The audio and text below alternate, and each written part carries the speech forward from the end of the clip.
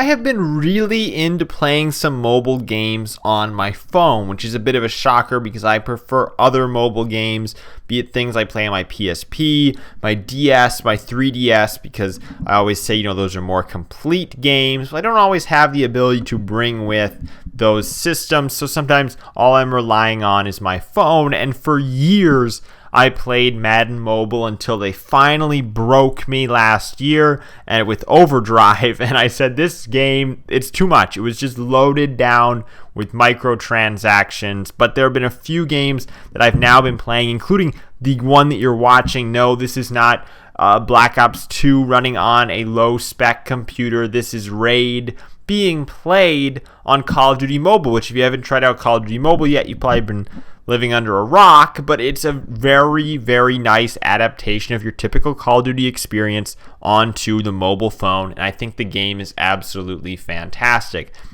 It's actually one of 3 games that I've been playing a lot here on my phone, the others being Pokemon Go. Obviously, I still haven't quit playing that. I really enjoy it, and I think the community is just as strong as it was, say, a year or 2 ago. Not as strong as it was when the game launched, but I think that it's maintained a consistent, strong player base, at least in my community, that really enjoys that fantastic game. And then the third game I've been playing a lot lately is Mario Kart Tour, or Mario Tour. Now, I watched a video by Beat-em-ups here on YouTube where he talked about how Nintendo had changed into, going from having no mobile games in like 2016 to having a handful of mobile games now, but his biggest complaint was that they were all too loaded down with microtransactions. Now, these 3 games that I'm currently playing, I feel like are very different from my days playing Madden Mobile and my short time spent playing the current Madden Mobile and last year's Overdrive, which I just could not get into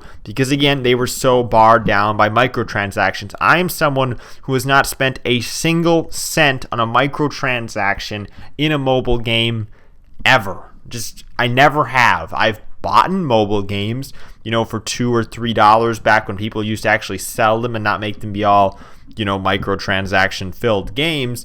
But if I'm downloading a free game, to me that is a free game. And I know there are people that would say, well, no money is getting back to the developer, blah, blah, blah. It's your choice if you want to spend money in these games. Now, the argument, and the one that I think I'm best suited to explain, that Beat-em-ups made in the case of Pokemon Go was that the eggs are loot boxes. In order to unlock the Pokemon in the eggs, you have to buy more egg incubators. But he seemed to skip past the fact that, no, you didn't need to buy more egg incubators. Nobody told you that you had to buy more egg incubators in Pokemon Go. For one, you could just walk more with the egg incubator that you have. If you're familiar with the process, these eggs are hatched in the incubators by walking real world distances, be it 2, 5, 7, or 10 kilometers. Then you can buy a super incubator that can cut that time a third of it off. So if it's, say, a 10-kilometer walk to hatch the egg, it now is a 6.7-kilometer walk to hatch the egg if you're using a super incubator. Now, the costs for these incubators are $150 for a regular incubator and 200 coins for a super incubator. And then, of course, you have a regular incubator that you get to use an unlimited amount of times while you're playing the game. They just give you that one. So in order to purchase 150 or 200 coins, you'd be spending like $1.50 or $2. And he made this argument that if you wanted to hatch like all 9 of your eggs at once, you'd be spending like $20 constantly, and the incubators can only be used 3 times, and so forth. But the fact of the matter is, I've never done that because I can make 50 coins a day off of playing the gyms. I know people would say, you're only making 50 cents from playing the gyms. What's the point? You're going to spend more money, biking or driving to the gym to play it. But my argument for that is that's what I want to do to play the game.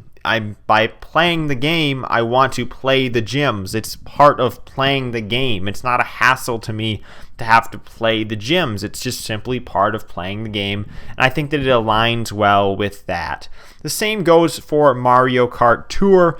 It seems to me that people are bogged down by the fact that there are loot boxes in the game to unlock additional characters.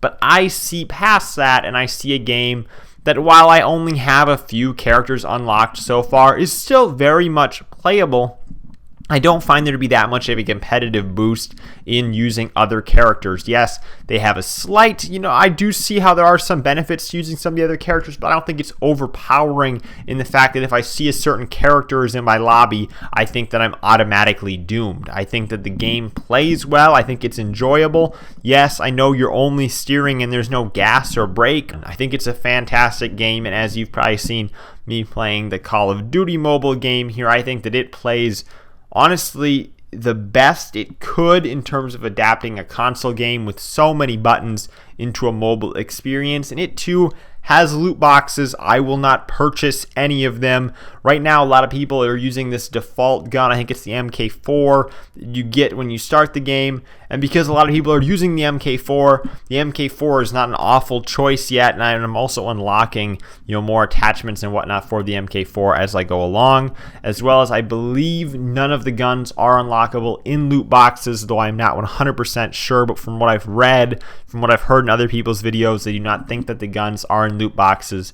Just that it's, camos and cosmetic things like that. Of course, that may change, but who's to say, we can't predict the future. So what mobile games have you guys been playing? I've really been enjoying those 3, which is a surprise to me because I'm not normally one to be interested in playing mobile games. So I'd love to hear what ones you guys are playing and what your experiences have been with those 3 so far. Thank you guys for watching. I'm Bailey, and I will see you in the next video.